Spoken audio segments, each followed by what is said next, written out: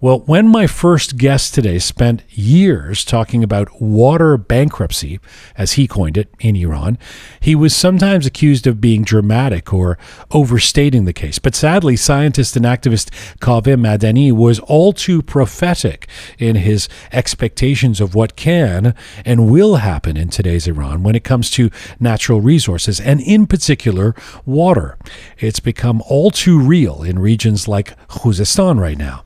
Kaveh was born in Iran and first left for his studies at the age of 22 and went on to become an acclaimed expert on environment and water supply. As many of you listening will know, and as we discussed when he was last on Roqe last year, Kaveh spent a harrowing year serving as Iran's deputy vice president for the environment in 2017 and 2018 before he had to literally escape with his life.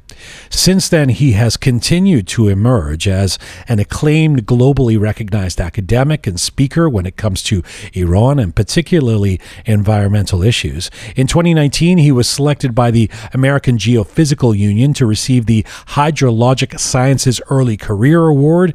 He's won a bunch of other awards as well. Kaveh is a writer, a professor, currently a Henry Hart Rice Senior Fellow at Yale University, and a visiting professor at Imperial College London. And right now, Kaveh Madani joins me from Toronto, Canada today. Hello, sir. Hi, Gian. Thanks for having me here. Thanks for being back on the program. I wish there were better circumstances for when you get invited to go on programs, but I guess unfortunately, there's crises, and I do want to get to this water bankruptcy in your prophetic words. But first, Kaveh, the news coming out of Iran, and in particular Khuzestan in the last couple of weeks, has been shocking for some of us, saddening. But let me ask you from the outset, how surprised are you? I'm not surprised at all. This is one of those rare moments that I wish my science were wrong. It's really sad to see this situation and watch from abroad and not be able to do anything for the people who are suffering. You know, I want to get to some basic context from you in explaining how we got into this situation. So if you'll forgive me, and if the folks listening who know a lot about this will forgive me for these elemental questions. But first things first, when there is a crisis that involves a lack of water, especially, say, in a Middle Eastern country, you know, I'm thinking there's a tendency to think, well, this is an arid land and this is probably an endemic problem. So on this question of being water bankrupt, does Iran have enough water to serve its population in general? Well, I mean, there's a saying that nowhere in the world there is a shortage of water, but everywhere there is a shortage of cheap water. The question is, what do you need your water for, and what are you going to do with it, and how much money do you want to make out of it, and what sort of service you want to provide. Iran has enough water to satisfy the thirst of its population, and it has enough water to have a very active and productive industry. But doesn't have enough water to, at the same time, have to become self-sufficient in agriculture. This doesn't mean that Iran cannot produce its strategic food. Wheat can still be produced, but Iran needs to rethink about producing eggplant and cucumber and tomatoes with valuable water. For sure, Iran's water availability, naturally is much less than the average of the world. But this is something that, has been integral to Iran. This is the identity of Iran, and it has been there forever. We decided to live there, we decided to expand, we decided to develop, and we should have considered this natural income. As I say, like your annual income can be $40,000 and you still can become bankrupt, and your annual income can be $2 million and you become bankrupt. Right. If you plan wrong, then you can become bankrupt. This is the situation we are facing. Indeed, it's a post-crisis state that water expenditure has been much more than the available water, and this is the result. Okay, so let's get into the planning wrong, as you just put it. Why the water isn't getting to the people. We can be highly critical of the current state of Iran, the current government of Iran, and extremely frustrated and angry. But it still sometimes feels reductive to blame everything always on an evil regime. How does this level of mismanagement and tragic dysfunction actually happen? How does it actually play out? Well, in system science, we call this a complex problem.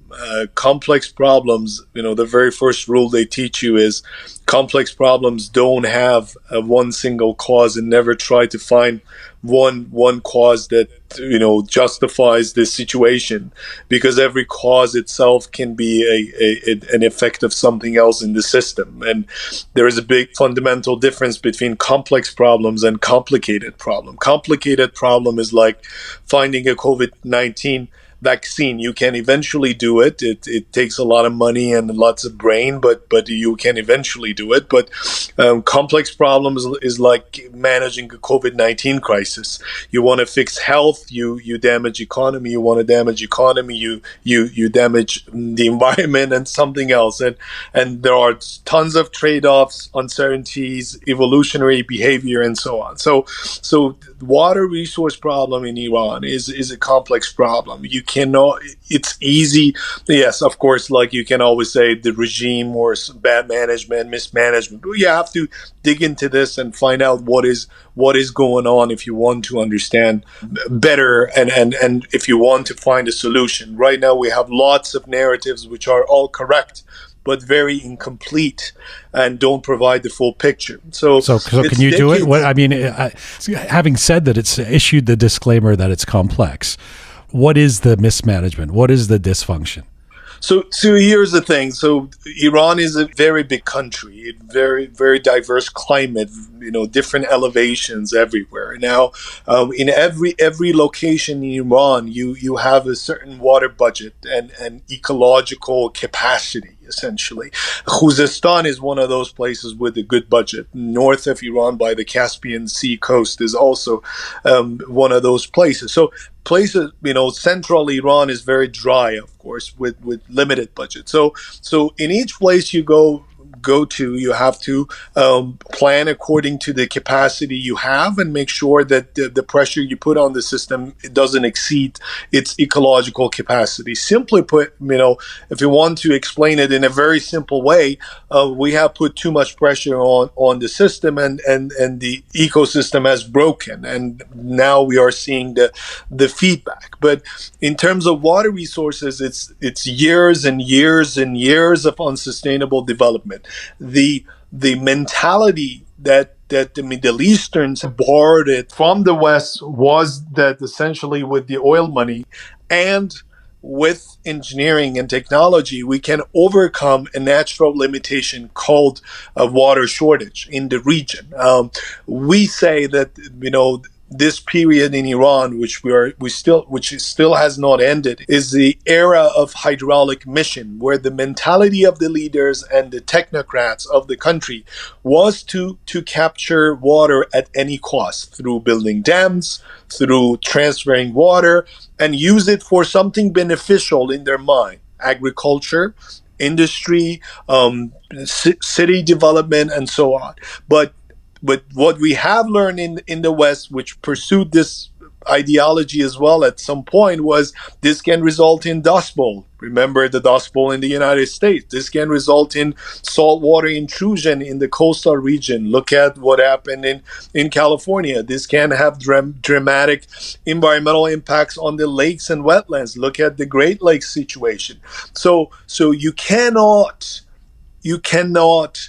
be the ruler of the nature. You cannot control the nature. You need to live with floods and droughts and extreme events, and you have to plan accordingly. What we have learned is that the hydraulic mission fails, and you cannot use money and engineering to solve all the problem. You have to learn to live with the water shortage you have. Khuzestan, if you want to use it as an example, is a place that we have built a lot of dams for water supply, for hydropower production, for capturing water for domestic water supply, agricultural water supply, and industrial water supply. We have also transferred water from its tributaries to other regions. We have minimized the flow of what we say clean water or fresh water into the Persian Gulf, salt water, that people thought that was a good idea. Now you have a situation that everywhere in this province you have problems as the result of unsustainable development. There are so let me just stop you because I'm getting confused. First of all, I thought Iran was very proud of its dam building. This was supposed to be a forte. We know how to build the dams. How can you just explain how the dams and the water transfer play into incompetence or inefficiency or dysfunction here? So let me ask you this. You live in Toronto. How proud are you of CN Tower? Do you care if CN Tower was taller or shorter? I mean, it's an impressive tower. I don't think about it all the time. My point here is that Iran built a tower which is very similar, and at the time they built it, it became the fourth tallest tower. That, to the engineers of the country, that can be a symbol of pride. But that doesn't really affect the quality of life of the Iranians, as it didn't affect the quality of life of people in Canada. Dam building, dam is a technology, and it's complicated to build it. It's not complex, it's complicated. So you can eventually find the knowledge and acquire the knowledge and build it. Iranians managed to become self-sufficient in dam building, and they indeed became the top, they made it to the top 3 dam builders in the world at the time that many in the developed world stopped building dams because of its ecological damage. Okay. Something that I say is the thirst of development of Iran started before the revolution by the increase of the oil price, and it continued after the revolution because of war, because of sanctions, because the Iranians wanted to prove to the world that they can stand on their own feet. So big structures, big concrete structures, where it became a symbol of pride. That's something that every decision maker can take a photo with and be proud. And once you build it, it boosts the local economy. People are happy. It creates jobs. But in the long run, it affects the flow of the river. And you build too many of them, they end up being empty, and they affect, they dry up your rivers and wetlands. So we may build too many dams in Iran. We may build too many large dams in Iran. We didn't need this much storage capacity on rivers, which we're going to get empty because with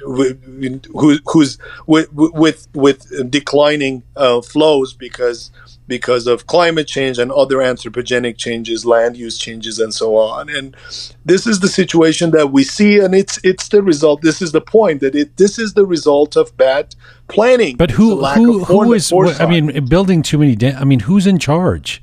Who is there? No one to say we shouldn't build this many dams. It's going to be a problem. I mean, listen. We're going to get to the tragic, heartbreaking political element of this of clamping down on protests and stuff. But just sheerly in terms of the inefficiency of the system, who is supposed to be overseeing this?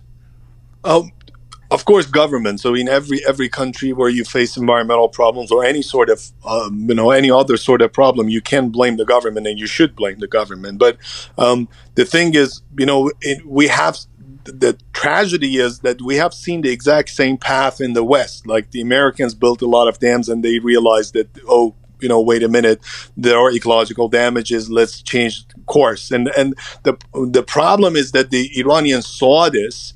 And the Chinese saw this, the Brazilians saw this, and they're still repeating the exact same path thinking that this is, building more dams is a sign of development, building a tall tower is a sign of development, rather than focusing on justice, on equality, on distributing the resources in an equal way. Now, who is in charge? Of course, the government. Who decides in the government? There are like ministries. There's like a structure which with stakeholders. Ministry of Energy in charge of water and power. Department of Environment in charge of protecting the environment. Ministry of Jihad Agriculture in term, commissioned with increasing the food supply of the country, food production. Ministry of Industry and Mines, and they're also commissioned to expand the industrial sector. So from every one of these ministries, you have asked to expand. That's the plan you provide. Then you have the parliament, and the parliament is also asking for development projects in every location. So a parliament member wants to get re-elected. He or she pushes for a project to be approved in his or her basin, not thinking about the long-term effects. Add to this the problem of corruption. Add to this the problem of super hierarchy in the system. Tehran's people in Tehran deciding for the whole country, and because of that hierarchy, there are chances for, again, corruption and mismanagement. So lots of deficiencies. And add to this also that there was a dominant mentality there, and still is there, that we can solve the problem through engineering solutions. So we started with digging wells, then we switched to dams, then we started transferring water, and now we're looking into desalination options. So still the mentality is there. We're not working on revising the policies. We are not working on revising the crop pattern. We're not working on revising the development pattern. And it's funny that I say we. I'm thinking I'm still one of them. But so I mean, all of this sounds, frankly, it sounds complex and complicated to me. To you both terms. But if there is available water, and if this is and nice dams, and if this is about the system just not particularly working the way it should, and in ways that has happened in other countries as well, what do you mean then? What do you mean by water bankruptcy in Iran? Okay, when we say enough water, as I said, it depends on what sort of demand you define. So Iran in the Middle East, if you look at Iran's per capita water availability, is one of the top countries there. Yes, it is. It has less water than the rest of the world, but in that particular region, Iran has a lot of water. Now, what defines your demand is how you set up your economy and development path. Iran decided to expand its agricultural sector. Even before the revolution, the issue of dependency on the West for wheat as the main food was a concern. This concern grew after the revolution because Iran went into a war with the rest of the world. It had a war with Iraq. This strategy continued, and then the thinking of let's protect the poor and let's protect the farmers. Let's give them subsidies, give them free water, cheap energy.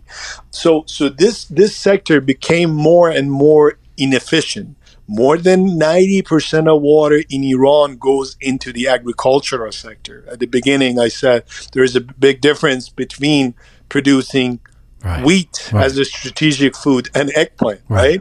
Now we are using our food in a wrong industry for a wrong product. Now, Iran's political, if you look at this problem from a political economy standpoint, you realize that Iran is essentially using its water, land, and natural resources to create jobs because it's afraid of unemployment. So the operations are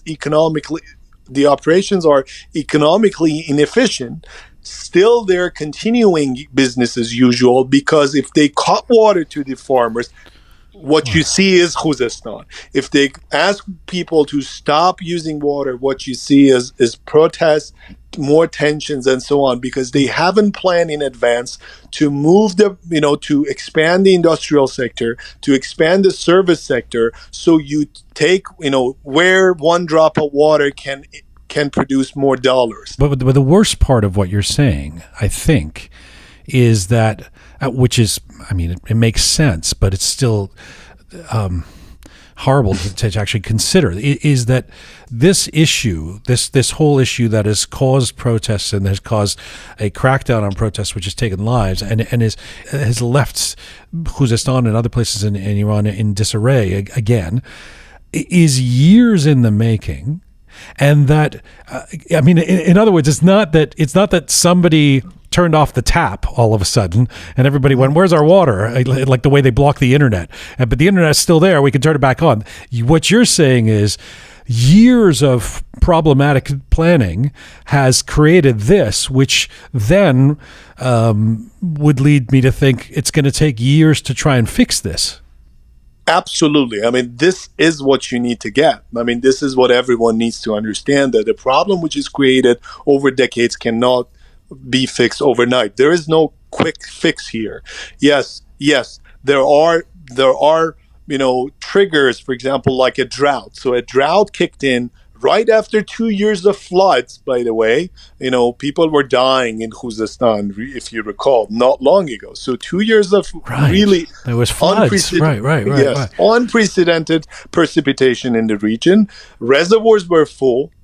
Now you can have bad, they don't shut the tap or close the tap, but they make bad decisions. For example, in this case, in winter, they emptied the reservoir too early for power production, and it didn't rain later on, and now this is the situation. So we have some bad managers that can also play a role and exacerbate the problem. But if you look at the problem, try to analyze the problem, that person's role is minimal to the accumulation of all the mistakes, all the bad decisions that have been made over so many years and years of decisions on where to place people, where to grow, where to have population, where to develop. All these decisions have had a role and have played a major role in creation of this situation. Now, you ask about water bankruptcy, and I want to explain this. So, if for your audience, so I want them to remember this forever. Surface water that you have plenty of in Canada is essentially your checking account, your rivers and wetlands or lakes. Right. That's the water that every year gets renewed by the nature. That's your income. You get it. Sometimes your employer doesn't give you much. Sometimes it's generous. You get bonuses and you get more than average and so on. So now you have also a saving account. That's your groundwater. You inherited it from your ancestors, and it's there. So as a backup, if you do bad in your surface water, if you're short, you can go to it, spend a little bit of it, and you later on use your surplus to recharge it, so you stay resilient. Now, in Iran, what we have done is we have exhausted our checking account. Then we went to our saving account. We drain our saving account, right. and we say there is enough water, yes, but not enough water for the users which are out there now. Because then we told the stakeholders, go develop, go build this industry, go expand here, go expand your agriculture, go build it, build housing units here. So now we have a lot of creditors who are claiming, a lot of stakeholders who have water rights, and we cannot satisfy their water rights. So our water system has used its credit cards, and it owes a lot of water to people, but there is not enough water to satisfy them. So I call this a situation of water bankruptcy, which is a post-crisis stage, because I say, as long as we're in a crisis, we think that we can mitigate the problem, we can fix this, we can restore everything. No, we cannot. Let's stop denying that. We have failed, and we have to admit that we have failed. We have to adapt and mitigate at the same time. Adaptation is also part of the game. Let me pick up on a couple of things that you said in your list of ways in which this is a complex issue. At one point, you said the word corruption. How does corruption play here? So corruption is like, okay, I'm an engineer, and studied there, and now I have a consulting firm. Now I go in, and this exists everywhere. I mean, we everywhere in the world we have this situation. Now, if they ask me to do a feasibility study. I mean, honestly, do you think that the corruption with regards to water in Canada is as bad as Iran? No. There's the difference between existing everywhere and the level. So let me get into the level of corruption. Yeah. But we know that the corruption in construction a few years ago, right? Sure, we know Justin Trudeau. So exactly the same thing. Now I'm running a construction business, and I'm asked to do a feasibility study. If I go and say, "Oh, it's not feasible. It's not a good idea. It affects the environment," I don't get a project, right? I get $50,000 amount. If I go and say it's feasible and it's really good and beneficial, and then I fool everyone and bribe everyone, then I get a multi-million-dollar project. So I'll do that. So I have incentives to fool the system where I see others are also doing the same. And to survive, I also need to get corrupted. So it becomes part of the business. That's part of it. Then there is other things within the system. There are managers who get bribed. There are managers who make political decisions. Corruption is not only economic. There are people who also function. They're corrupt in terms of politics. They everything for them is political. They make a decision based on politics, preferring this party to another, this project to another, just because it belongs to a certain group. So all of these are part of the game, and they intensify the problem. They exacerbate the problem. The structure that we have, the governance structure that we have for the environment, creates lots of opportunities for this. And over the years, it has increased. Now, some people call it a dam mafia, or some sort of water mafia. I don't think we are facing a coordinated mafia like the Italian mafia, which also does a lot of good things. But I think it's not a coordinated system in a way. It is a corrupted market that people, different parties like to survive in, and they somehow get into this business and to win contracts. It's not even competent enough to be coordinated. It's worse than coordinated mafia. But you also mentioned climate change, and I thought it's important to address that, because even just doing a little bit of research about this to prep to be able to speak to you, it was interesting. I mean, obviously most Iranians are, in the diaspora at least, are extreme, and I'm guessing in Iran as well, are extremely upset at the government, at the regime, and see this as just another step in the deterioration of life in Iran. But there was a couple of articles I read of people, sort of pundits, kind of saying, well, this isn't necessarily about mismanagement. Look, the drought is chronic in this region, Iran, Turkey, Pakistan. This is probably about climate change, and they're trying to make it about the government. How big a deal is this drought in questions that we're dealing with today about Khuzestan? Okay, let's distinguish between a drought as an extreme event and climate change. So droughts existed on Earth before we humans are on it. Floods also, heat waves as well. So these are extreme climatic events which exist and they're natural, and we have to live with them. We say that climate change increases the intensity and frequency of these extreme events. So both floods, droughts, and everything. And if we now look around, so you see Western Canada and the United States, wildfires. Belgium and Germany, floods. Right. Iran, drought, right? Right. So again, when it comes to Iran, we say regime, in other parts of the world where people trust the government more, they say climate change. I think it's the same attitude, essentially. It's, easy explanation for a complex problem, easy cause for a complex problem. Now, climate change, just like corruption, has a multiplying effect. It's a multiplier. It's a catalyst. It exacerbates the situation, like a bad decision maker, like a bad manager, like a bad minister.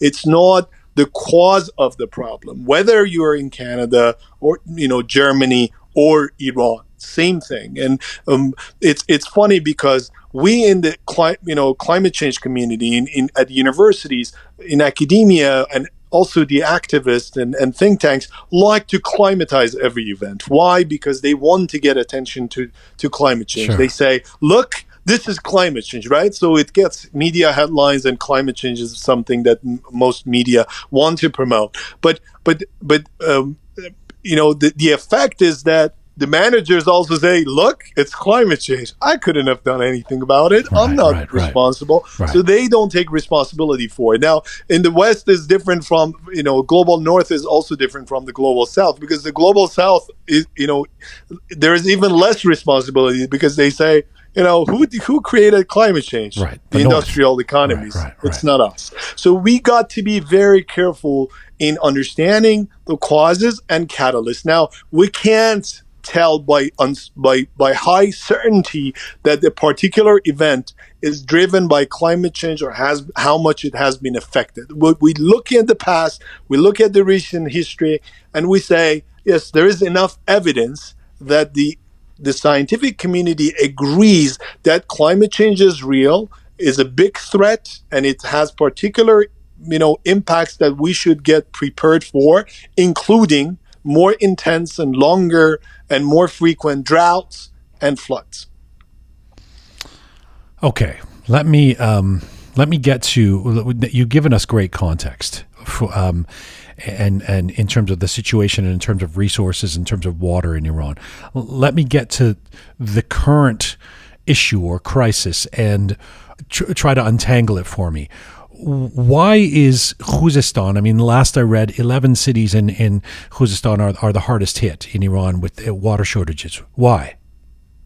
We have this situation in many cities in the country right now, and in many villages, including more than 700 villages in Khuzestan, which don't have access to even clean drinking water. And all cities in Khuzestan don't have clean drinking water. The water they get through their water distribution network is not clean for drinking, and they have to treat things using treatment equipment at home.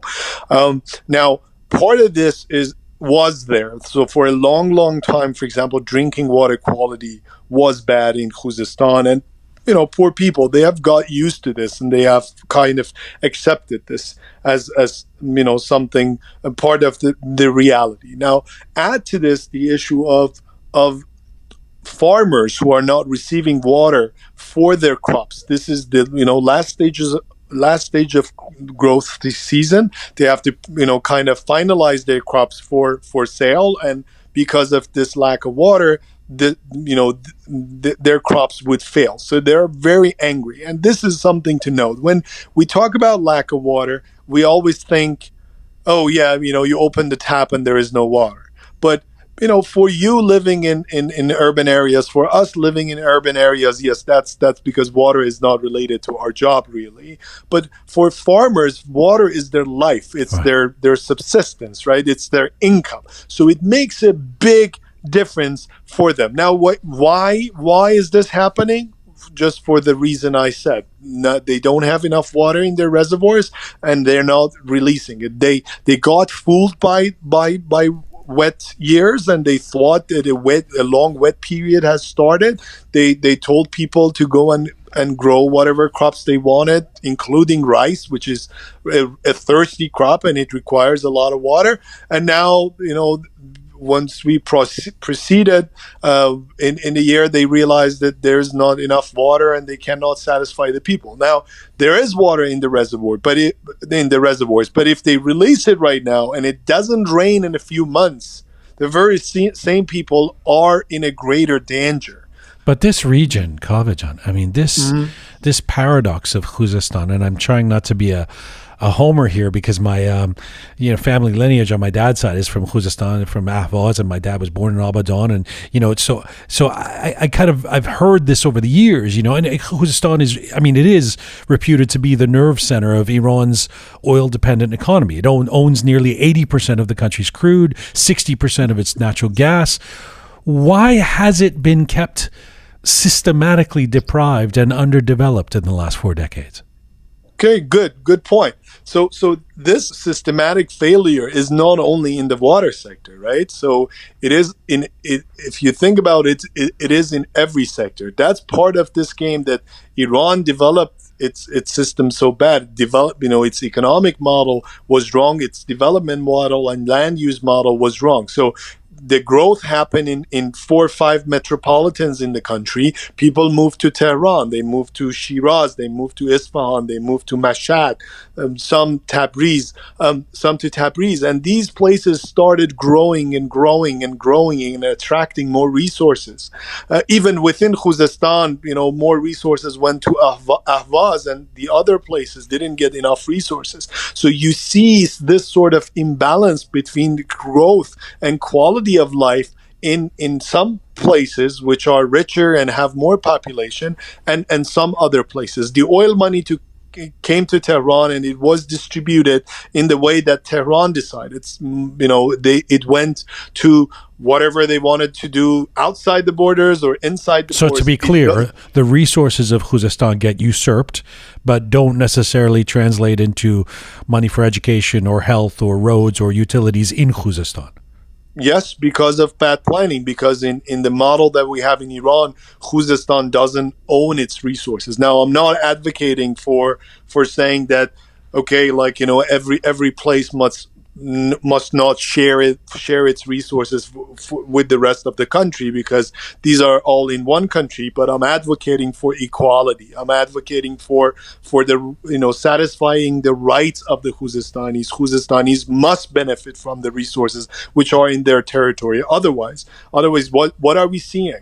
Oil was discovered there long ago. We in the West took advantage of the economies in the West took advantage of the oil that comes from Khuzestan, right? We all owe to that oil. And Iran also owes its development to the money that came from Khuzestan. It was the sugar daddy of Iran for forever, and it did so much for Iran. And then you think about what Iran paid back to it. What did Iran do for it? Khuzestanis have left with pollution, water shortage, cancer, and pollution. Air pollution, soil pollution. Cancer, health problems, dust storms. Soil degradation, desertification, every problem, every environmental problem you name, wildfire, fires, everything, because this was not the income distribution model. We didn't have it this way. We just, whoever had more power moved the resource to his or her own region. Didn't think about this. They didn't, and we didn't. And honestly, Khuzestan is just one example. Bushehr province is next to Khuzestan. It provides most of the gas, natural gas in the country. And until recently, people didn't have, access to piped gas that I had access to as a person who grew up in Tehran long ago, right? So Tehran is connected to gas, and Bushehr is not connected to gas, sitting next to the gas resources or sitting on the gas resources. You've actually made the point, I've heard you make the point, that as much as this is about Khuzestan, it's not only about Khuzestan. Baluchistan, other places in Iran are also suffering in this crisis in particular. Absolutely. So it's not the problem of it's Khuzestan, and it's systematic, as you said. It's systematic, and you see there are poor places, and they are deprived in every sector. So they have health issues, they have water issues, they have environmental issues, education issues, lack of investment, infrastructure issues, and you can find these places in Khuzestan, Kurdistan, Golestan, Baluchistan. everywhere these things exist, and this is the sad part. Now, Khuzestan is complaining, and they have come out and they're shouting for their rights. We have to support them, and this is the right moment. They're asking for the right thing, and other places also have the similar situation, and we shouldn't forget them. We have to access to clean water and sanitation and environment is a human right. What do you think of the argument that there's a political dimension to this? That there's observers who say the government deliberately refuses to empower residents in Khuzestan, in the southwestern province, because it's home to a restive ethnic Arab minority, and this might potentially create the conditions where they can harbor plans for secession. What do you think of all of that? I'm a scientist. I don't have enough evidence to say this is intentional, but I can certainly, by looking at the statistics, I can certainly say that there is a systematic problem, and this is not unique to the ethnic, the Arab community. So we have the same thing with other Sunni communities, for example, around Iran. We also have the same situation with some other ethnic groups within Iran. So definitely there is at the very least, a systematic failure there, which has resulted in the distance between the level of growth in these communities and the rest of the country. Now, whether they want to intentionally keep some communities poor, don't empower them because of future threats, it's hard to tell. And it's stupid if they do it, because they're shooting themselves in the foot. But we have seen a lot of stupid things happening in that country, so I don't get surprised. That's certainly true. You sometimes use the term environmental justice. What do you mean by that? Here's the thing, it has a lot of interpretations, but to make it simple and use one dimension of it here is the access to the environmental resources in Iran. Has it been distributed in a fair and just manner? The environmental services, or have we, for example, used the ecosystem services of Khuzestan or its natural resources to benefit the Iranians as a whole, but have left the pollution for the Khuzestanis? I see this as a really problematic problem that is missing is being overlooked in the discussions related to Iran, whether it's about the environment or human rights. This is a serious violation of human rights. Whatever we have done to Khuzestan and the damages we have caused are contributing to this, and we have to complain about it. And sometimes you sit down and watch. You might be a Tehrani who are watching the situation, and you feel bad, but you're not taking action. Sooner or later, this would be your situation. And we have seen it. We have seen the air pollution in Tehran. We have seen the air pollution in Isfahan. And one other thing, Gian, it's, people talk about a water transfer, right? And now they have even put people in conflict with people. And that's what I'm afraid of, because of wrong narratives and manipulated narratives and an emotional situation. So now, they tell the Khuzestanis that Isfahanis are taking your water. They tell the Isfahanis that the Kashanis and Yazdis are taking your water. Wow. They tell the Kermanis that the Isfahanis are not giving you Divide water. and conquer. Right, exactly, and then they tell the Isfahanis that the Khuzestanis are not giving you water. But if you look at all these places, they're also suffering. We have at a moment people begging for water, both in Khuzestan and in Isfahan. Zayanderud is dry, Karun is dry. So it's like they have damage, the wrong policies, unsustainable development, uneven development has damaged all the country. And this is what we need to understand. We saw Lake Urumia, and we didn't see this coming in other places. We saw the situation of groundwater around the country, a big bomb, which is much bigger than the Lake Urumia underneath, Iran, the Iranians, and people didn't see it, didn't think about it. These are really clock bombs in Iran, which we need to warn about and take action on. People probably thought I was paranoid complaining about all these things a few, over the years, but we see how serious it can get. Yeah, it's a horrible way to be right, but you were right.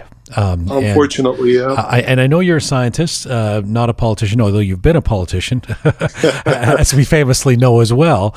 And so I can't end the conversation without asking about what's happened on the streets in Khuzestan. And I honestly think we being the world or the Iranians in the diaspora or people around the world, owe those who have protested in Khuzestan, in those cities, in those villages, a debt of gratitude, because they have, catapulted this issue, if not in the Western media, at least in the Iranian circles, into the forefront of our dialogue. And of course, they've done this in some cases at the cost of their own lives. The crackdown has been sadly trademark brutal. How does the state get away with the clampdown on these protests? In other words, what is their pretext at this point?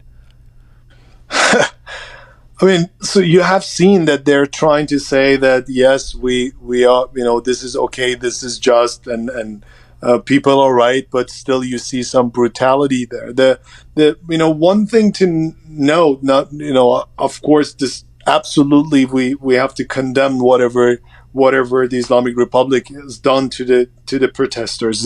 You cannot beat the people who are fighting for their right to live, for their right to breathe and drink. But the reality, people refer to these things as water wars, but the reality is that water is a trigger. People have accumulated anger for many, many, many reasons, right. And we all know those reasons, right? When the Syrian crisis happened, people blamed everything on a drought and simplified, the Westerners are reductionist thinkers, especially the scientists, and they saw a correlation between a drought and a system failure. They said, okay, a drought caused this, but the reality was the Ba'ath regime had planned really bad, in a bad way, similar way in its water sector, agricultural sector, and people had a lot of other complaints in that system, and then water became a trigger. Environmental problems essentially justify your expression of anger, and or other events. Right, 2 years ago it was the change of the gasoline price. We saw a lot of innocent young people getting killed and beaten, and those people probably didn't even have a car, didn't even have enough money to buy a car, but still they came out because it was the right moment to do that. Now, 2 years before that, it was a change of egg price, for example, in Iran. So once that's the challenge they're having. Now they're trying to kind of live with this and do anger management, right? So verbal flirting and saying some good things, and then beating people on streets. But let me just on that point. Let me actually quote. 8 days after the flare up of the protests, Supreme Leader Ayatollah Khamenei said the water crisis in Khuzestan was, quote unquote, a painful concern. So, in other words, we're going to shoot you if you protest, maybe kill you, but what you're dealing with is a painful concern. It was difficult to square that thinking. This is something we have seen. This is the problem of Iran's essentially governance system with a parliament that is having problems, and it can interfere with the process, with the government, that it doesn't have a full control of everything, a judicial system which has its own problems and corruption, and with the supreme leader. Now, in most cases, the supreme leader is the wise man who is who is coming in and giving some advices once the situation is calmer and they so this is what we are seeing. So of course the action, as always, is different from what you see, the platitudes, right? Yeah. And but that is the thing. So things can get out of control, things can get out of, and that's what I teach at Yale, like environmental security in the Middle East, like how the environment can play a role in creating national security disasters, national security problems. Which is how? Which is what you're seeing, so once your life stops, once your source of income stops, if your economy is so much dependent on natural resources. So intranational security issues inside your own country. National security issues within your country, but you can have also international security issues if you are sharing a basin with transboundary source or something. But I'm talking about national security issues. In this case, international, some for example. No, I said I was saying intra, like in other words, inside. Intra, yes. I'm sorry. Yeah. So this is a serious problem, and there is no easy solution to it, and it can evolve in any way. It's really not easy to tell what's going to happen next, and if it doesn't rain, that's it.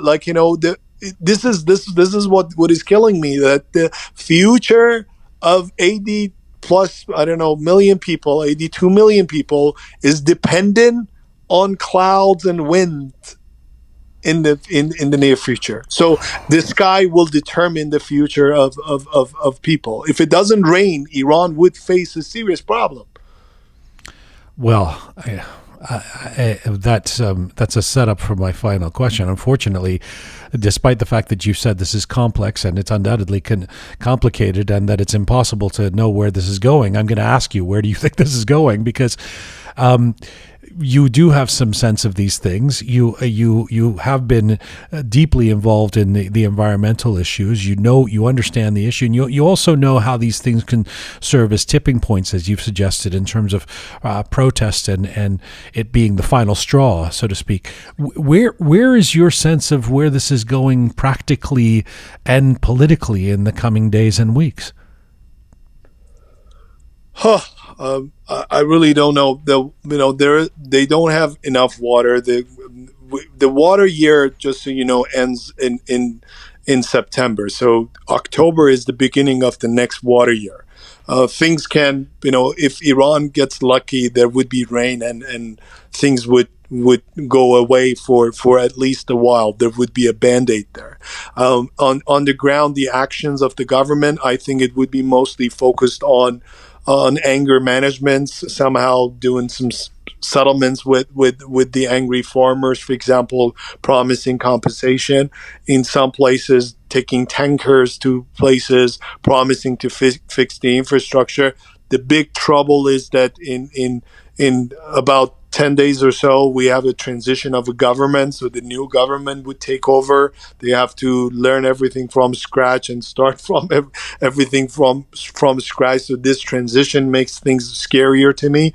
We have a parliament, which is a populist. They are the ones who permitted rice growth in Khuzestan, for example, and we have a government which has promised to come with and try to fix the economic situation. And if they want to do that, they have to allow mining more and using more natural resources. So whatever I see, wherever I look at is very dark. Yeah. Even if JCPOA is restored and some relief is provided to Iran, I think that's very temporary, and I don't see them making radical changes to their development policies in a short period of time, unfortunately, within this environmental governance structure. And this is actually, in 2016, we wrote a paper about Iran's water bankruptcy, after a famous paper in 2014 about Iran's water crisis. And, I think about the last sentence is that there is minimal hope that within the current governance structure we see any change to the status of the water system and water management. And if and when you're teaching at Yale, if a young student comes to you and says, Professor Madani, I'm Iranian, I'm here at Yale, what can I do? What do you say? I mean, to those that, like us on this side of the planet, I want us to first understand and appreciate the complexities and trade-offs. Don't be too simplistic, and then empower the people of Iran, empower the experts of the country with knowledge, solutions, and right narrative. Right now, more than anything, we need the right narrative of what the problems are and how they can be fixed, what the solutions are. At the end of my course, when students come to my course, and the first day they think the solutions are, piece of cake. In the Middle East, they don't have water. Okay, so they need to stop agriculture, reduce water consumption, import their food, and install solar energy and stop selling oil. And the problems would be solved. We go through the course. They learn everything is dependent on something else. You try to fix the agricultural issue, reduce water consumption, you cause unemployment. You try to fix this, you create another problem. At the end of the course, I ask, so, what do you think? They're all weird, they tell me that they got disappointed and hopeless. But I always say, but you are now realistic. I mean, this sort of, now you have a better understanding of what is happening, and you can be more creative or in developing practical solution rather than the simple things like, reduce water consumption. Farmers need to stop growing this and that. Farmers need income. Government needs, wants to stay in power. Unemployment can cause revolutions. So you have to appreciate all these complexities to be able to solve the problem. I'm very pessimistic, but at the same time, what makes me hopeful is that humans are smart, and every crisis, if it doesn't result in a full failure of a system and collapse of a system, they can create opportunities for addressing some inefficiencies. This problem has got so big that no one can deny it in the near future. So they can no longer call a person like myself a water terrorist or a bioterrorist because I'm speaking about water shortage in Iran. They cannot produce conspiracy theories that a drought or increasing drought is false or is a lie or like is the enemy's plan for Iran or whatever. So this is the good part, although this is a really bitter situation, as we all know. Kaveh, your record is undiminished in leaving us depressed at the end of talking to you. I'm so sorry. And yet, I actually, I've always believed that you draw hope and you draw a belief in change by understanding issues. And this has been really helpful in terms of getting a basic sense, at least from what I can understand, and I hope folks listening, of what we're dealing with and potentially how that could lead to change. I thank you so much. I know you're very busy these days, and I know everybody wants to talk to you. I thank you so much for giving us this hour, and I look forward to our next chat.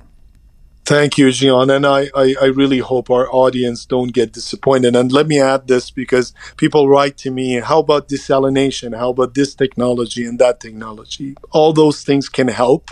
All those things can be part of the solution, but they cannot solve a problem which is rooted in Iran's political economy and Iran's economic model. As long as Iran is interested in pursuing its ideology and is in prioritizing its ideology over national interest or national security in terms of as it relates to environmental protection, we cannot be hopeful that these problems would be solved. I can see some band-aids kicking in and some band-aids being used, but I see this problem coming back every time at a greater scale.